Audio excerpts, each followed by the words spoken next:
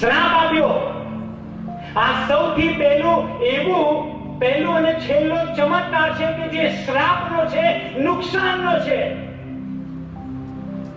એને શ્રાપ આપ્યો કે હવેથી, બહુ ધ્યાનથી સાંભળજો, એ શ્રાપ કેવો છે કે હવેથી તારા પરથી કોઈ ફળ ન ખાવ. કોઈ તારા પરથી હવે ફળ ખાશે નહીં.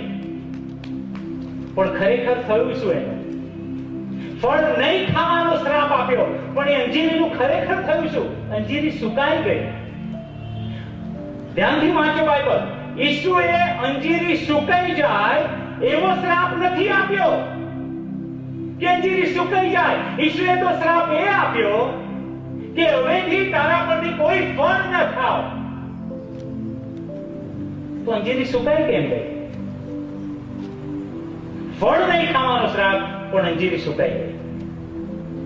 મારો જે અંજીરીને ફળ ના લાગે, કાયમના માટે ફળ ના લાગે, એ અંજીરીનું અસ્તિત્વ શું કામનું? જેને કદી હવે ફળ લાગવાના ના હોય, એ અંજીરીને બગીચામાં રાખીને કરવાનું શું?